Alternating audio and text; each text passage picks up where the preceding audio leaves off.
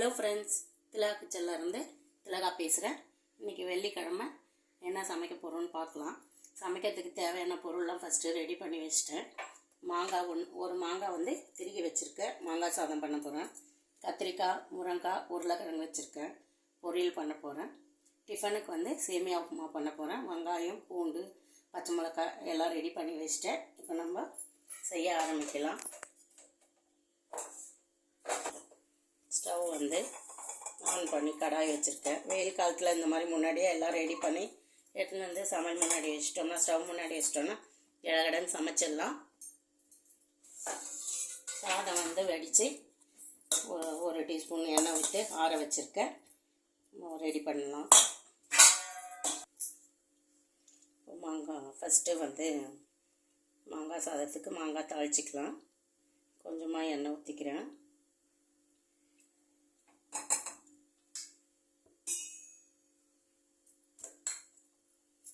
எண்ணெய் காஞ்சதும் கடுகு ஒரு டீஸ்பூன் போட்டுக்கிறேன். கடலைப்பருப்பு அவங்கவுங்க தேவைக்கேற்ற மாதிரி போட்டுக்கலாம். சில பேருக்கு பிடிக்கும், சில பேருக்கு பிடிக்காது. 2 டீஸ்பூன் கடலைப்பருப்பு, 1/2 டீஸ்பூன் உளுத்தம்பருப்பு போட்டுக்கிறேன்.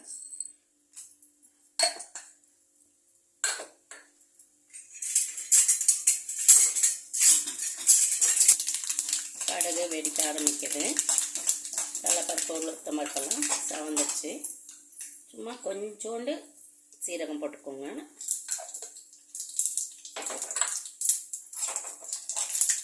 காஞ்ச மிளகாய் 3,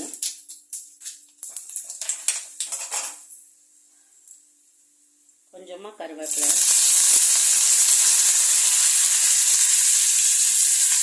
பெருங்காயம்,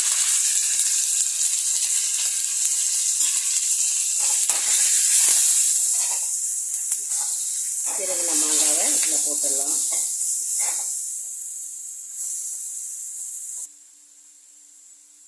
அரை டீஸ்பூன் மஞ்சள்தூள் போட்டுக்கலாம்.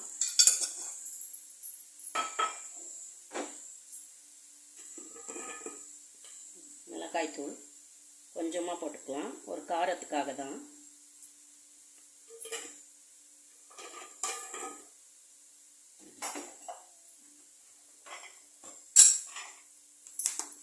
சால்ட்டு வந்து கொஞ்சம் சாதத்தில் போட்டு வெடிச்சிருக்கேன். கலரும் போது மிக்ஸ் பண்ணிக்கலாம். இப்போ கொஞ்சமாக போட்டிருக்கேன்.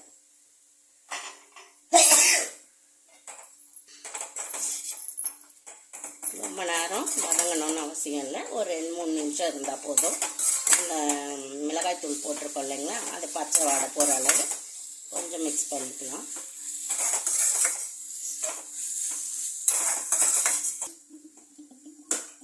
தூக்கிட்டு போட்டு கடாயில் கத்திரிக்காய் முருங்கைக்காய் தாளிச்சிக்கலாம். சும்மா தொக்கு மாதிரி பண்ண போகிறேன். மாங்காய் சாதத்துக்கு இந்த மாதிரி பண்ணோம்னா டேஸ்ட் ரொம்ப நல்லாயிருக்கும். நம்ம சாப்பிட்ற மாங்காய் சாதமும் நெஞ்சு அடைக்காமல் ஃப்ரீயாக இருக்கும். இந்த எண்ணெய் ஒரு 3 டீஸ்பூன் ஊற்றிருக்கேன். கடுகு ஒரு 1/2 டீஸ்பூன், உளுந்து 1 டீஸ்பூன், சீரகம் கொஞ்சம், கடுகு பொரிஞ்ச உடனே ஒரு 10 பல் பூண்டு வந்து தட்டி வச்சுருக்கேன். கடுகு உளுந்து பொரிஞ்சிடுச்சு. பூண்டு தட்டி வச்சுருக்க பூண்டை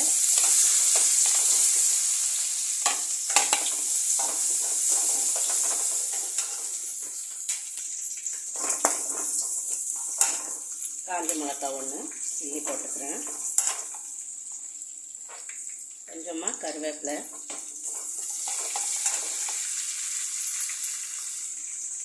வெங்காயம் கொஞ்சம் போட்டுக்கலாம்.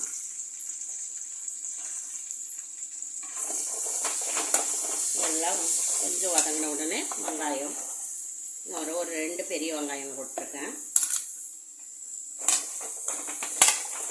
வெங்காயம் வதக்கட்டும். இது வந்து மாங்காய் தொக்கு ரெடி ஆகிடுச்சு. மாங்காய் சாதத்துக்கு ஆட் பண்ணிடலாம்.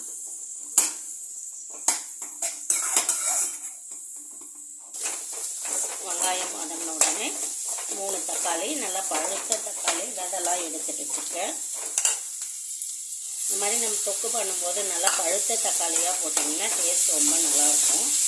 இந்த கத்திரிக்காய், முருங்கைக்காய், உருளைக்கிழங்கு பொரியல் வந்து லெமன் ரைஸு, தேங்காய் சாதம், மாங்காய் சாதம், சாம்பார் ரசத்தோட தயிர் சாதம் எல்லாத்துக்கும் ரொம்ப சூப்பராக இருக்கும். எந்த வெரைட்டி ரைஸ் பண்ணாலும் நான் இதுதான் ஃபஸ்ட்டு செய்வேன். வதங்கட்டும் நல்லா.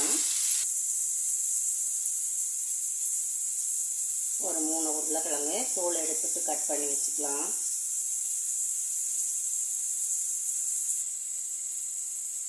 நம்மளுக்கு தேவையான நான் நீட்டு வாக்கில் கட் பண்ணுறேன்.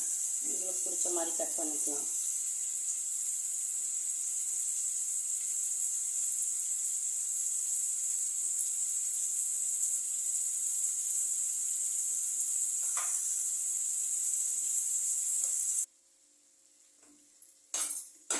இந்த கடாய் தூக்கி போட்டுடலாம்.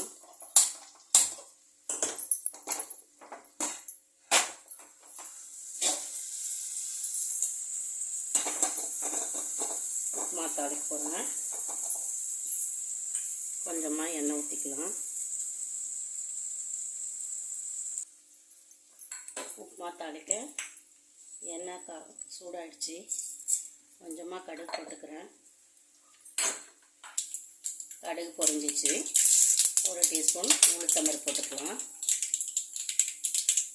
பூண்டு முழுசாக தோல் உரித்து வச்சுருக்கேன்.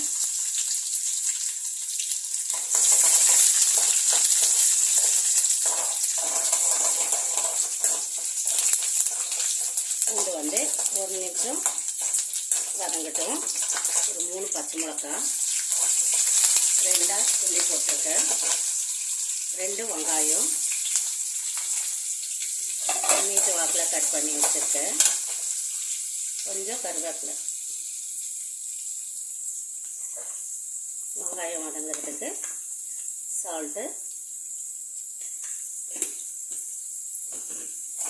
இது வதங்கட்டும். இந்த பக்கம் வெங்காயம் தக்காளி வதங்கிடுச்சு. இதில் நம்ம ஒரு காயை ஆட் பண்ணிக்கலாம். முருங்கைக்காய் ஃபஸ்ட்டு போட்டுடுறேன்.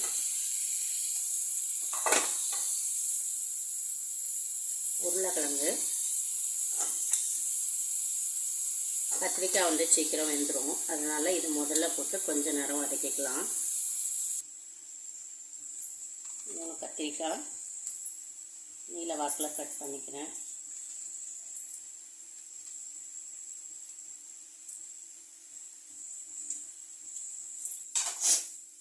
கத்திரிக்காய் கட் பண்ணியாச்சு. ஒரு 1/2 டீஸ்பூன் மஞ்சள்தூள் போட்டுக்கலாம். குழம்பு மிளகாய் தூள் ஒரு 3 டீஸ்பூன் போட்டுக்கலாம். நீங்கள் உங்கள் காரத்துக்கு ஏற்ற மாதிரி, மிளகாய் தூளுக்கு ஏற்ற மாதிரி போட்டுக்கோங்க.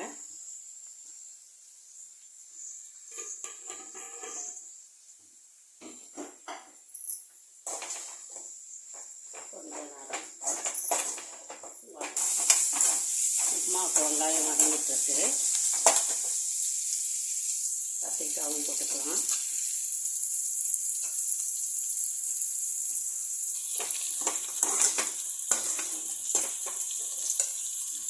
தேவையான அளவு தண்ணி ஊற்றிக்கோங்க. நல்லா வேகட்டும் எல்லா காயும்.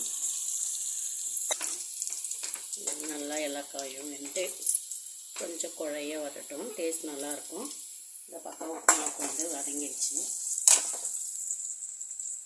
கொஞ்சமாக தண்ணி ஊற்றிக்கலாம்.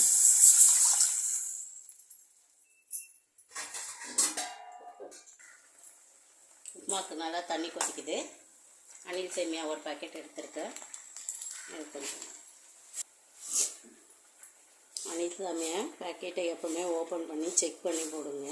ஏன்னா சில சமயம் இதில் கூட இந்த கொசு மாதிரி ஒரு பூச்சி இருக்குது, அது வந்துடுது. எதுவாக இருந்தாலும் செக் பண்ணிட்டு போகணும். கரெக்டு தான். ஏன்னா எல்லாமே சுத்தமாக வருது. டிபார்ட்மெண்ட் ஸ்டோர்ஸில் வாங்குகிறோம் அப்படின்னா எதுவுமே கிடையாது. டிபார்ட்மெண்ட் ஸ்டோர்லேயும் மனுஷக்காரன் தான் தயாரிக்கிறான். மனுஷனுக்கு எவ்வளோ தில்லுமுள்ளு வேலை செய்யுமோ அத்தனை வேலையும் எல்லாரும் பார்ப்பாங்க. அதனால் நம்ம கொஞ்சம் செக் பண்ணிக்கிறது நல்லது. செக் பண்ணாமல் சாப்பிட்டாலும் ஒன்றும் இல்லை. நான்வெஜ் சேமியா உப்புமாவா ஆகிடும். நிறைய முறை அந்த மாதிரி வந்திருக்குது. ஒரு கொசு மாதிரி புளியிலலாம் கூட வரும் அந்த பூச்சி, அதே பூச்சி சேமியாலையும் வருது. அது கொஞ்ச நேரம் ஆகட்டும். அது கொதிச்சுட்டே இருக்கு.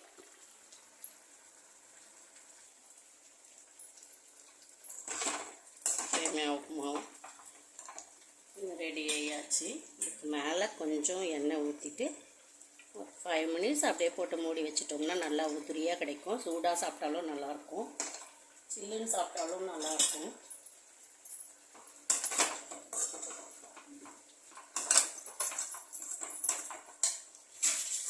அப்படியே கொஞ்சம் மூடி வச்சிடலாம். கொஞ்சம் ரெடி ஆகட்டும். இந்த தண்ணி வத்துறதுக்கும் அது நல்லா வெந்து கொஞ்சம் கொல கொலன்னு வர்றதுக்கும் நல்லாயிருக்கும். இப்போ வந்து மாங்காய் சாதம் வந்து கலரிக்கலாம். நம்ம ஒரு மாங்காய், சின்ன மாங்காய் தான் எடுத்திருக்கேன்.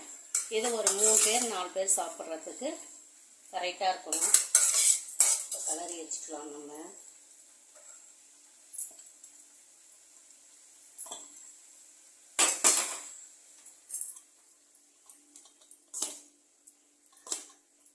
கொஞ்சமாக மிக்ஸ் பண்ணி கலரிக்கலாம்.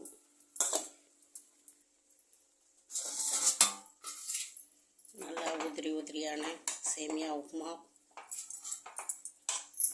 மாங்காய் சாதம்.